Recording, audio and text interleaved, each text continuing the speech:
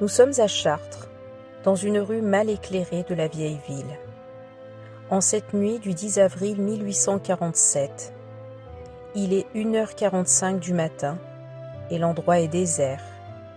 Soudain, une silhouette sortie de nulle part se hâte en se protégeant d'une pluie fine et pénétrante. Les bras chargés, elle se dirige directement vers l'Hôtel-Dieu, ce lieu où des religieuses dispensent des soins, à 2 pas de la cathédrale. Loin des regards, un drame humain va se dérouler.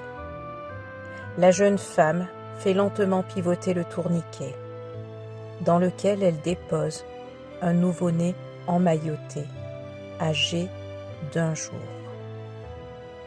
L'enfant ignore qu'à cet instant, son existence va basculer.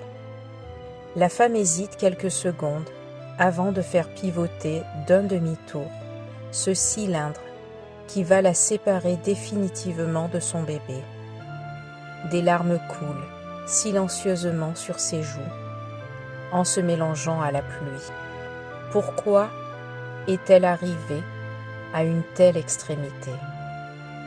Dans ce récit poignant, où l'émotion est toujours présente, vous aimerez le petit Henri en découvrant son destin sur plusieurs décennies.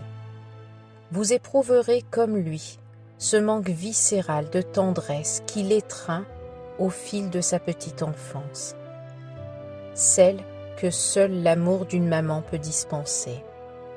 Vous découvrirez les fantasmes qui l'aideront à vivre sans sa présence. Est-ce la misère qui a été l'élément déclencheur de cet acte fou?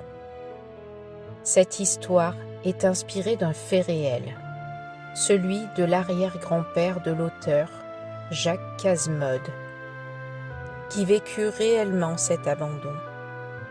La raison de cet acte étant restée à jamais inconnue. Ce récit est donc une fiction. Seule la date de naissance et l'heure d'arrivée dans le dépose-bébé de l'hôpital sont véridiques. La misère de l'époque obligeait souvent, hélas, à de tels sacrifices.